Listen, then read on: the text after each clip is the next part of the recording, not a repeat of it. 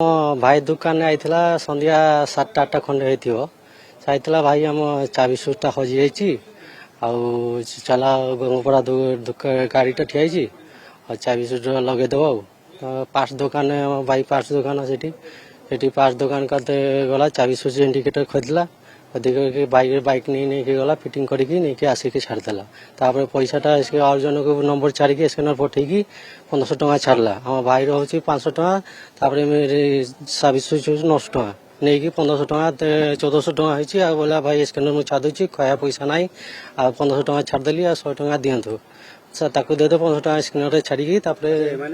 duplicate चाबी लगे ignition लगे गाड़ी से गुड़ा मु जानू ना कल से गाड़ी ओरिजिनल माने चाबी आ इग्निशन चेंज कर देला परे माने गाड़ी तांको निजर चले हां चली पारियो केमती ये सब तो लोकल थाना को जणेबा कथा जे चाबी जदी के आम केते गाड़ी आसंती केमते जानी कि एटा चूड़ा गाड़ी न कोन से कथा तो ना आउ कोन उपाय अछि ये गोटे उपाय ना अन्य को उपाय रे से माने एमपी स्टार्ट आउ सेतरे किछि उपाय नै तो एई केवल इग्निशन चेंज करी कि हां से माने गाड़ी ले जाय छथि आउ माने मालिक पाखरे चाबी अछि मालिक जानू छी किंतु तार चाबी आम भाई अछि मैकेनिक मु कह जाने कि गाड़ी चोराटा ना कोन भल मंद केनतिया गाड़ीटा हम पाके डाकी कि नै गेला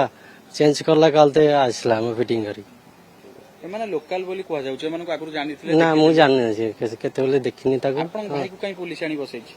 से चाबी स्विच चेंज करिया पई चाबी चेंज करथला हाँ चाबी स्विच इंडिकेटर चेंज करबा सेति आनी छै नियम अछि जे आपण जदी गाड़ी रो चाबी चेंज करूछंती थाना जणेबे कथा जानथि मु जान